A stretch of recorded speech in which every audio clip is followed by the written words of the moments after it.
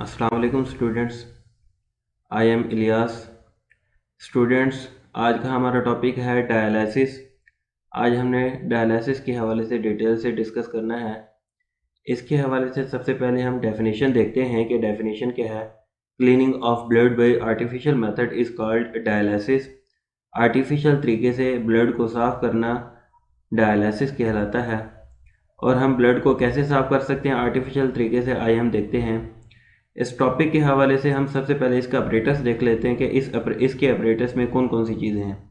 ये देखें, ये ट्यूब है जो ब्लड को डायलाइज़र के अंदर लेकर जाती है, और ये एक पूरा सिलेंडर टाइप जो पड़ा हुआ है, इसे क्या कहते हैं, डायलाइज़र कहते हैं। और ये दो बोतल्स हैं जिनके अंदर, एक ये बोतल और एक ये बोतल, जिनके अंदर जो है डायलिसिस फ्लूइड है। एक के अंदर यूज्ड डायलिसिस फ्लूइड आता है और एक के अंदर फ्रेश डायलाइज़र फ्लूइड आता है।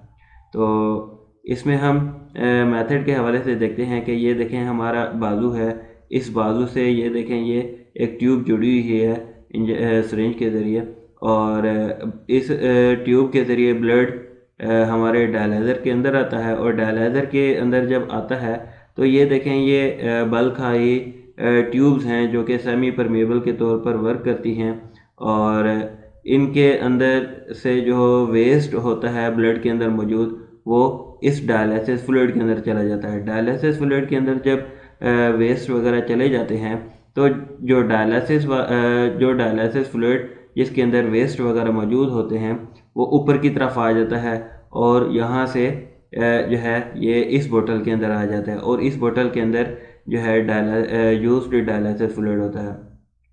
और जो दूसरा साफ जो डायलिसिस फ्लूइड है उसे पंप करके इस डायलाइज़र के अंदर भेजा जाता है।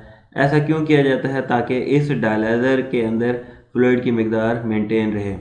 तो ये जो है blood in semi permeable membrane से जो है साफ़ हो जाता है, सेमी परमेबल मेम्ब्रेन्स के ज़रिए, और जो वेस्ट हैं वो ब्लड से निकलकर डायलिसिस फ्लूइड के अंदर आ जाती हैं, और ब्लड जो है इस तरह से दोबारा हम जो है इस ट्यूब के ज़रिए दोबारा हैंड के अंदर भेज देते हैं।